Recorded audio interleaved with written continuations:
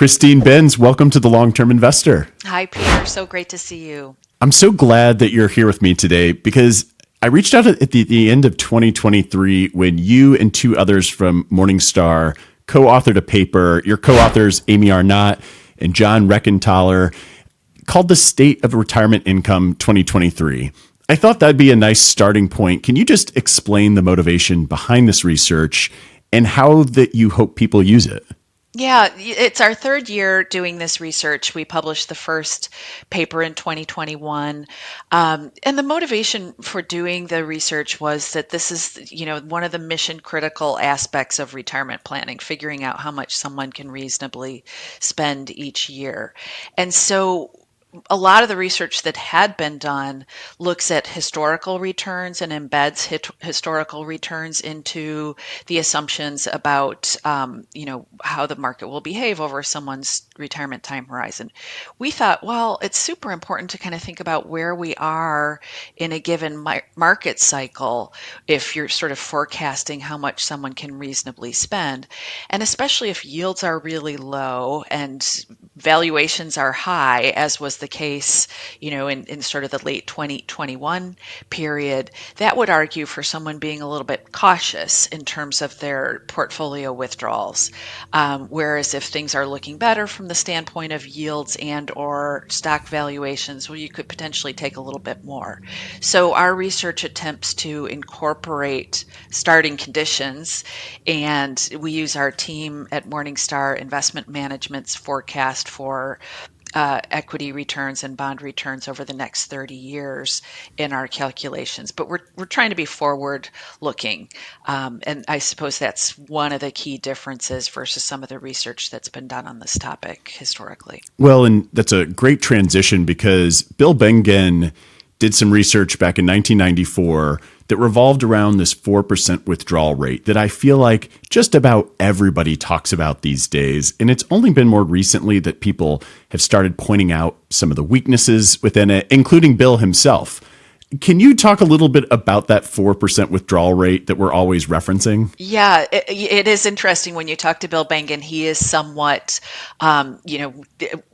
eager to distance himself from that research because the main thing is, and I'm sure financial advisors who might be listening to this know, the assumptions that he used in terms of thinking about how the retiree might spend really are kind of a straw man. They're not how people spend in retirement. So specifically, he assumes that people want sort of a paycheck equivalent in retirement. They want something that is, just a fixed real amount year after year after year.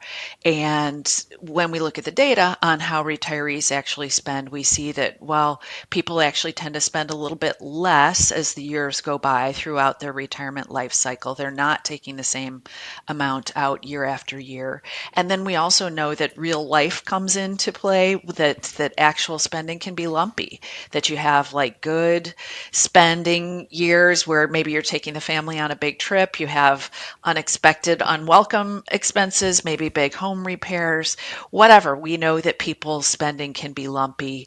And this is something that happened in their working years and it persists throughout their retirement years. So that's one of the shortcomings of the Bengen method. But basically, he arrived at this idea that if you incorporate historical returns and you attempt to look at what would have been sustainable over the vast majority of 30-year horizons in market history, that a 4% initial expenditure with that dollar amount, inflation adjusted thereafter throughout the 30-year horizon, well, that was sustainable in a lot of different market scenarios. And it's a really helpful, I think, rule of thumb.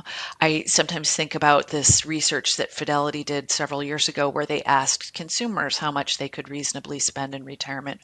The answer was, some people were coming out with 10%, 12%, not a good number, right? You need to be lower, and people need to be thinking about some basic rules of thumb so that they're on board with whatever the spending plan is. That's a really great point. And I appreciate the way you described some of the background there, because these withdrawal rate discussions that we're going to get into, as well as this sort of rule of thumb number, really, I think as an advisor, or if you're just doing it yourself, should serve just as a starting point. It's not necessarily this one size fits all answer, but you guys did do a lot of work, and I would love for you to share some of the key variables that impact what you think this ideal withdrawal rate is. And one of the things that you pointed out that Bill himself and others have said about the 4% rule is the assumptions being used weren't necessarily ideal. So could you talk a little bit about just those key variables that are impacting the ideal withdrawal rate, and just maybe give the audience an overview of how you go about arriving at that, whatever that safe withdrawal rate is? Yeah, so there are a lot of variables in the mix.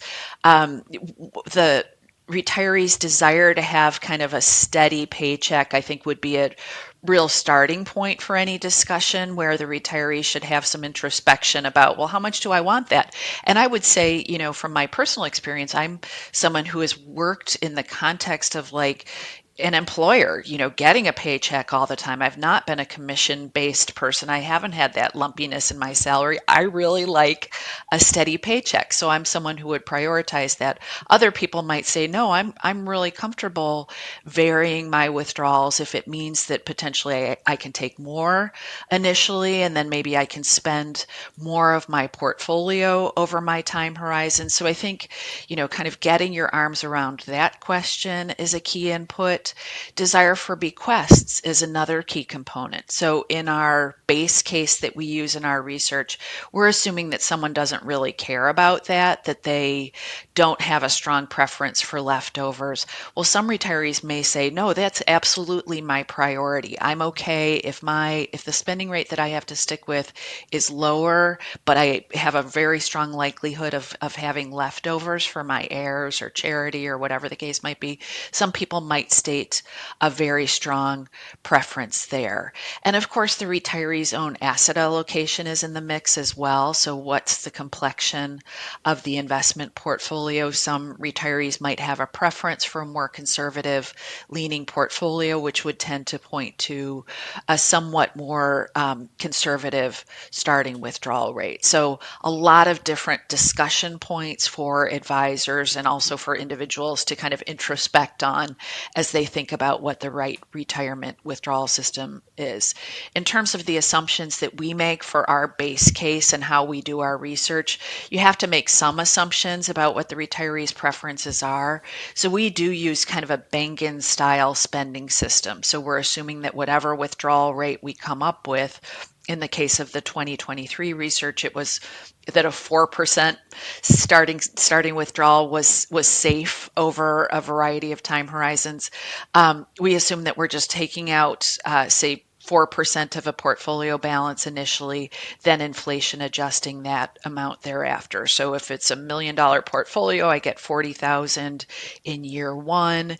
If inflation runs at 3%, I get 41,000 and change in year two, and on down the line. So we're assuming that someone wants a fairly stable paycheck. We're also assuming that they want a high probability of success, and we define success to mean that in 90 of 100 trials, the retiree would not run out of funds. So we're looking for a 90% success rate. The fact is, if you're willing to reduce that success rate even a little bit, and in doing so, you're sort of saying, well, that would mean that I might have to adjust my spending. I'll kind of pay attention to what the success rate looks like and adjust as the years go by. If you're willing to settle for a slightly lower success rate, you can spend more, but we assume a 90% success rate. And as I said, no preference for bequests at the end.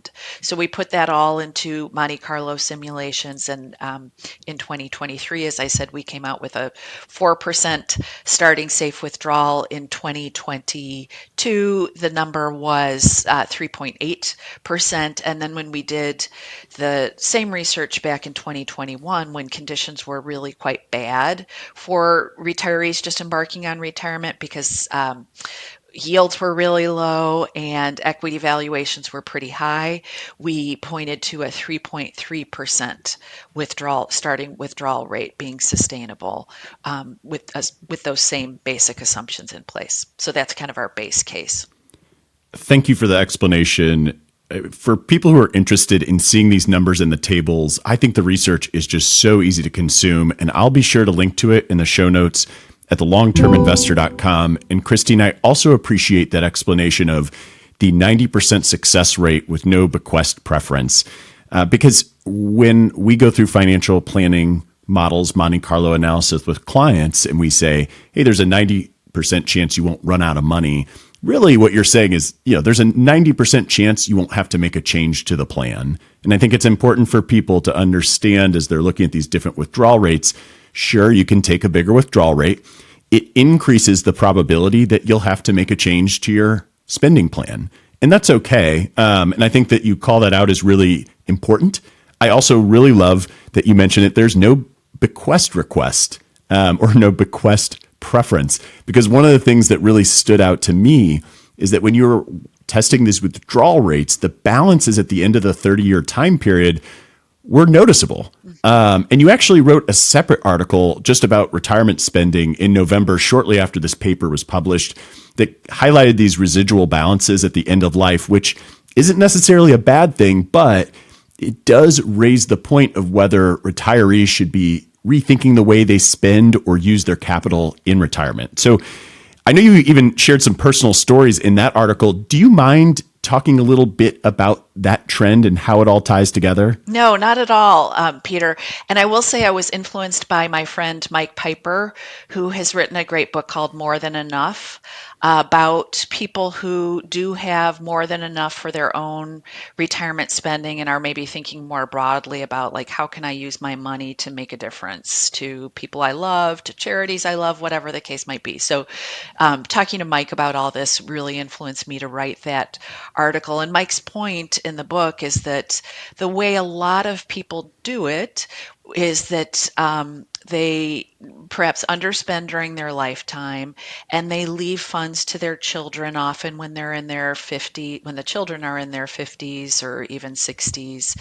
And it's not a great life stage for someone to inherit money, because by that time in your life, your fortune is kind of already determined. Your financial circumstances are pretty well underway, and inheriting, a couple $100,000, I don't know what the typical inheritance is today, but it's, maybe in that range, is probably not going to make a big difference in your life. It'll make some difference, certainly if you have very little, but for a lot of us, it'll make less of a difference. So the story I shared in the article, kind of encouraging people to think about giving to their kids at a younger age, related to my husband and I on a quest to purchase our first home in the Chicago suburbs back in the 90s when interest rates were really high. I remember we got an 8.75% interest rate, and we were lucky to get it. But we were looking at houses, and we went and looked at a house in a nearby suburb one day, right near where my mom and dad lived.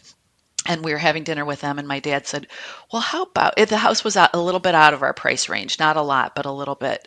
And I remember my dad saying, well, how about if we gave you a little bit of money for your down payment to help you get into a house where you wouldn't have to, be immediately shelling out funds to fix it up. And so we did take advantage of their gift, and it made just such a huge difference in our lives. We got to live where we wanted to live, the suburb where I grew up. We got to eventually live just a couple blocks away from where my parents lived, and we were able to help them age in place in their house. And the best news is that I think we kind of had our financial footing at that point, but we never asked for anything again.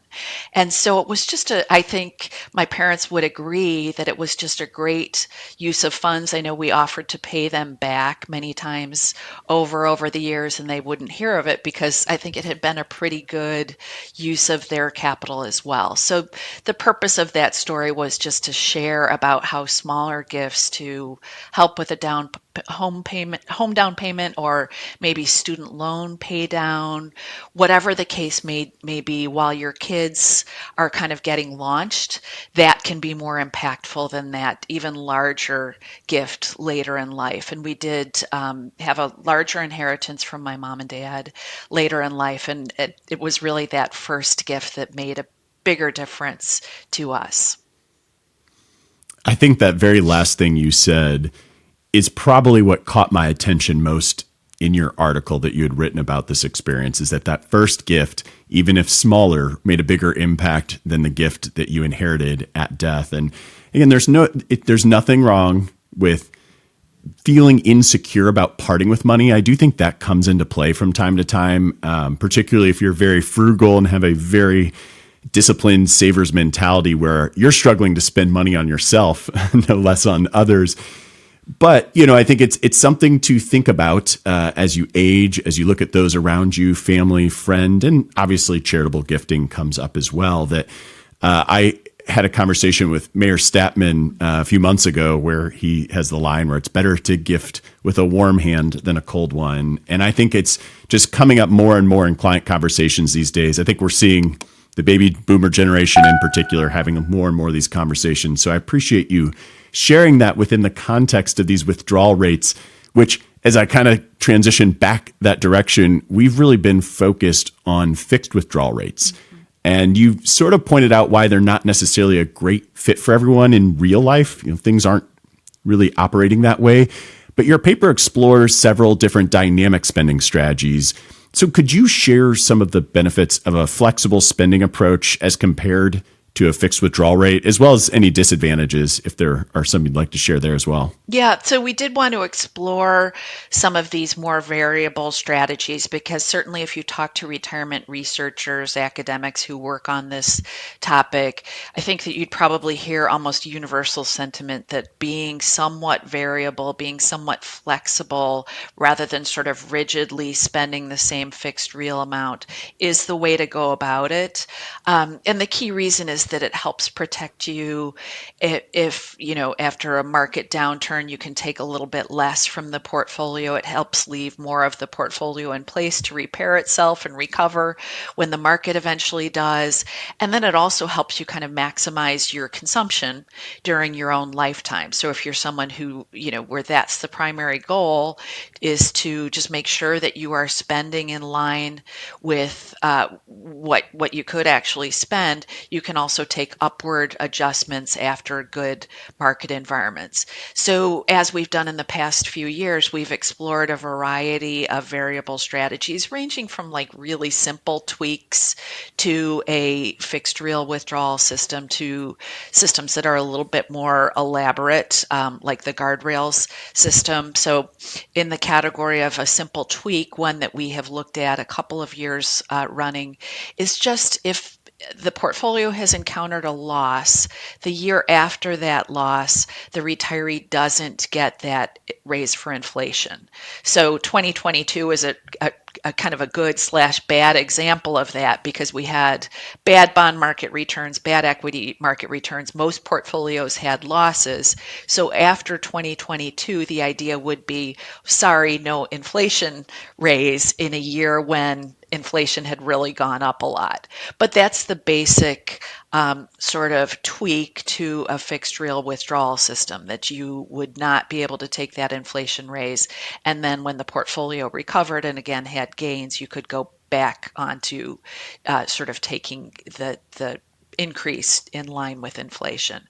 So the nice thing is that simple adjustment, which I think is pretty easy for individual investors to pull off, does result in a decent little bump up in terms of starting safe withdrawal amounts. Not a lot, but a little, and maybe something that would be kind of a livable adjustment.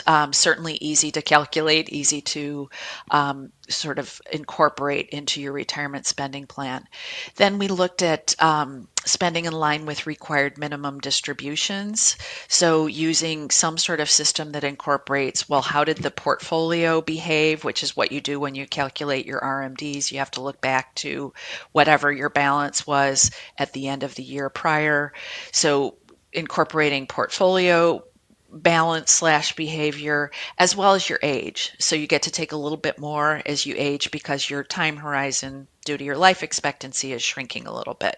So that strategy, there's a lot to like about it in terms of kind of maximizing consumption. So ensuring that the retiree is spending as much as he or she possibly could over his or her life cycle. We find that that's not a super livable sort of spending system, it might be okay for people who have a lot of other living expenses coming from other, sort of non-portfolio income sources. So, like the person with a pension, for example, who also has a retirement portfolio. Well, maybe it would work for them where if they're using the RMD system to calculate their withdrawals, that's not their core spending. But for a lot of us, where our portfolio will supply a lot of our living expenses, it just might just tend to jostle us around a little bit more than would be ideal. So this another thing that we measure is kind of the standard deviation of those portfolio withdrawals. If you're seeing a lot of volatility in the withdrawals, it might mean that a system isn't super livable. And then the guardrail system, I would say, is probably my favorite system of thinking about withdrawals. And the basic idea is that you are very much plugging into whatever the portfolio's balance is.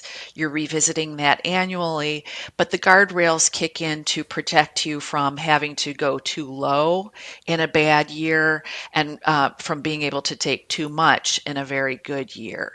So it's a more complicated system. I know Jonathan Guyton would kind of push back on that and say, well, it's not that complicated, but you do need to read the fine print about how to incorporate it. But that delivers a really nice boost to starting withdrawal percentages, especially for portfolios that are more equity heavy. So it's, I think, ideal for a consumption minded retiree. It's a really elegant system, I think. So that's, I would say, probably my favorite. When I think about my own retirement portfolio plan, I'll probably use something akin to that. Well, and it seems like that's the one of the different options that's going to maximize your spending the most, and maybe prioritize it even over bequesting. And one of the things, again, I can't emphasize enough, this paper is so easy to read, the tables you've made, and I'm going to link to it in the show notes, because if you're listening to Christine and you want to hear there's some bullet points on the pros, the cons, and then who this is generally best for these different dynamic spending models. I'll tell you, it's Exhibit 15 in the paper, but again, I will link to it in the show notes at thelongterminvestor.com. It's really tempting to actually dive in a little deeper on those, but prior to you coming on the show, about a week ago, you had announced that you have a new book coming out called How to Retire, 20 Lessons for a Happy, Successful, and Wealthy Retirement.